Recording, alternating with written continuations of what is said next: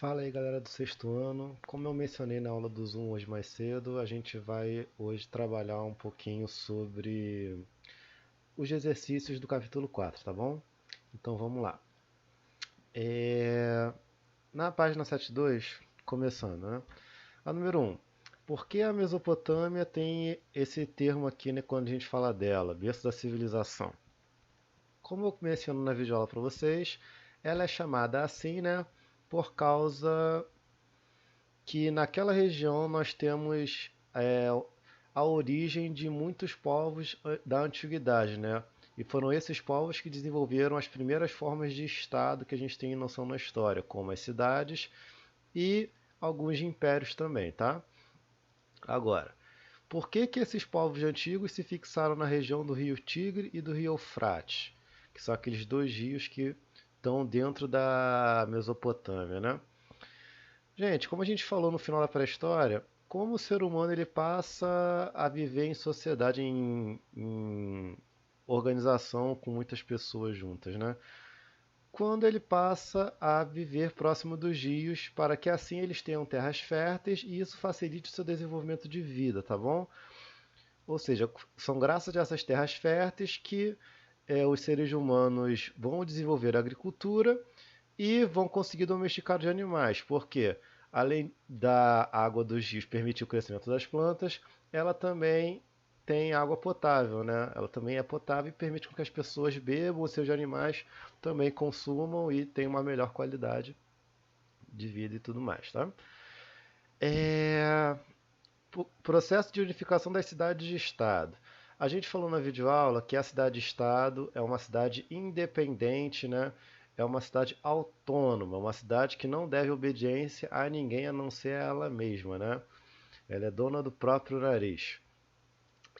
Então, são essas cidades de estado que, apesar de serem independentes, elas vão buscar a sua união quando elas têm um inimigo em comum, um inimigo estrangeiro, como outros povos que vão invadir a Mesopotâmia em diferentes épocas, tá? Então, por causa dessas invasões, elas decidem se unir e, mesmo com suas diferenças, elas conseguem construir um Estado para lidar contra esses invasores. Às vezes não é suficiente, elas acabam saindo derrotadas e esse povo invasor acaba dominando a região. Mas, mesmo assim, elas se unem com frequência, tá bom? Algumas delas foram a cidade de Ur, Uruk e Lagash. Tá? Na página 76 agora. Forma a organização política dos Sumérios, o primeiro dos povos que vai dominar a região da Mesopotâmia, né? Sobre eles, se organizam cidades de estado, que a gente falou na questão 3, como eu disse, autônomas e independentes entre si. Cada cidade tem suas próprias características. Porém, para se protegerem de inimigos estrangeiros, elas se aliam e formam grandes estados, tá? No caso, a gente tem o grande estado da Suméria, os sumérios, depois teremos o caso dos assírios, com o Império Assírio, os babilônios, por aí vai. Na número 3 fala sobre o patésio. O patésio era uma classe social da Mesopotâmia que era composta pelos reis sacerdotes. Cada cidade-estado tem o seu próprio rei sacerdote. E ele vai liderar, vai ter poder absoluto dentro daquela cidade-estado. Então a cidade de Ur tem o seu patese, de Uruk tem o seu patese, de Lagash tem o seu patese, entre outras cidades, tá bom? Como assim ele é um rei sacerdote? Significa que ele tem poder absoluto. E na prática a gente está dizendo o seguinte: é ele que vai controlar o quanto da produção agrícola deve ser realizada, é ele que vai controlar aspectos, características da religião do seu povo, da cidade-estado. É ele que, em união contra as lideranças da cidade, vai decidir se aquela cidade-estado vai se aliar a outra ou se vai entrar em guerra com outra. Entre outras palavras, ele era a liderança máxima da cidade-estado, tá bom? A número 4 está falando sobre a escrita cuneiforme. O que é essa escrita? É um dos primeiros tipos de escritas criado pela humanidade, tá?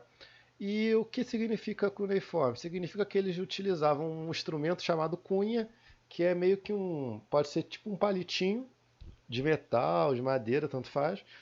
E com esse palito eles vão pegar uma placa de argila, uma placa de barro e vão desenhar símbolos nessa placa. Só que esses símbolos são conhecidos por todos daquela sociedade que usa dessa escrita, e por isso é um tipo de escrita, porque todos conseguem entender o que significam aqueles símbolos, todos os que têm domínio da escrita, é claro. Lembrando que essa escrita cuneiforme é desenvolvida na Mesopotâmia, mas outros impérios, outras regiões também vão desenvolver, como é o caso do Império Persa. Só que aí a escrita é a mesma, mas o idioma é totalmente diferente, a língua é totalmente diferente. Só que a forma de você escrever, de você registrar as coisas, é parecida, tá? A número 5. Quem eram os jacadianos? Como chegaram ao poder? Os jacadianos, eles vêm depois dos sumérios na dominação da Mesopotâmia, daquela região da Crescente Fértil.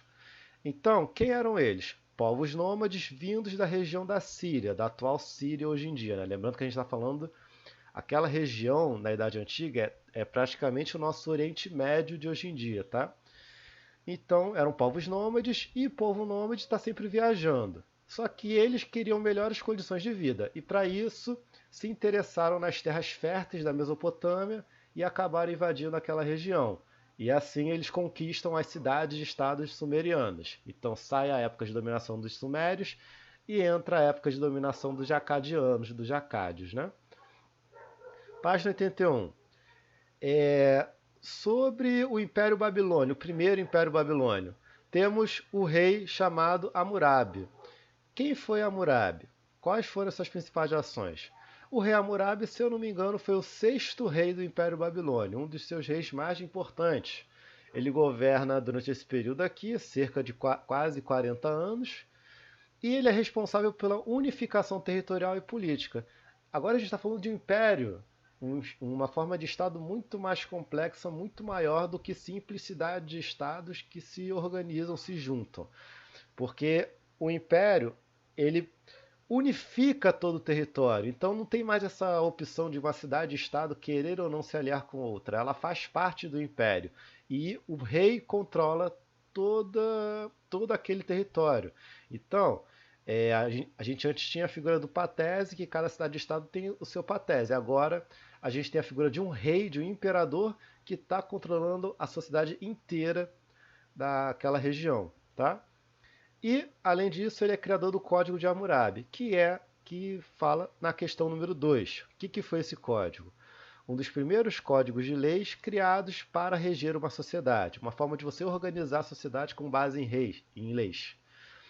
E a lei principal do código era a lei de Talião, olho por olho, dente por dente. E essa lei baseava todas as outras leis do código, praticamente, que fala o seguinte: sempre que a gente tiver um crime cometido, a pessoa vai sofrer uma punição da mesma intensidade do crime que ela praticou.